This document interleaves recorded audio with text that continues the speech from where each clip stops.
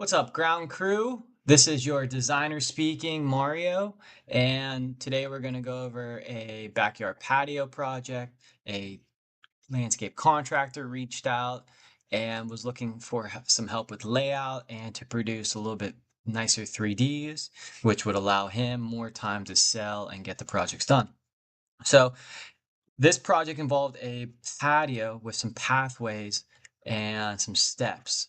So you can't see right now, but there's actually a grade of 4 to 5 feet, over 50 some odd feet from this parking area down past this septic tank.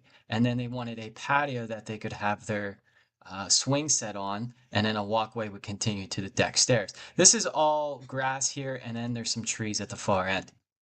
Okay, you can actually see the irrigation systems, and they were hoping I could avoid those.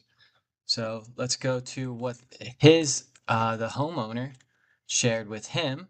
And this is their SketchUp. They just wanted a couple evergreen trees here and two flowering trees here. So obviously I'm more of a full planting kind of guy, so I'm happy to just give them what they want.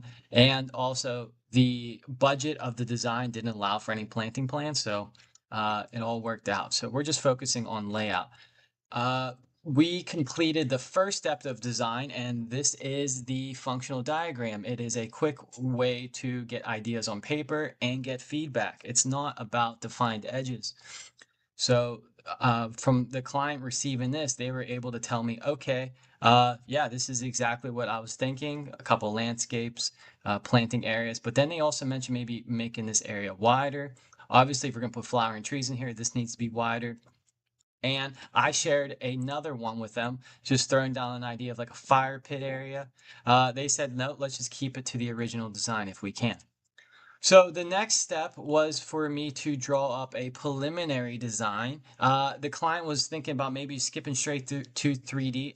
I don't like doing that anymore. I don't like actually doing much design work in 3D per se, because these it's too much point and clicking. I'm worried too much about like micro distances, where with something like this I don't really have to worry about being perfect, but this allows me to generate a better idea, work on the functional diagram. You can see how I built upon this into this.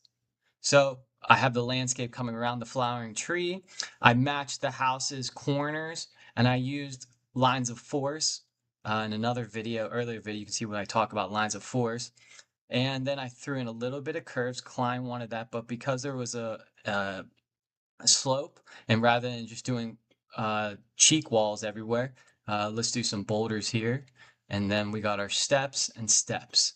So I'm waiting to hear back what the client thinks, and then I'll produce 3D, but I want to give you a little show of what this was. So thanks. Appreciate it, ground crew.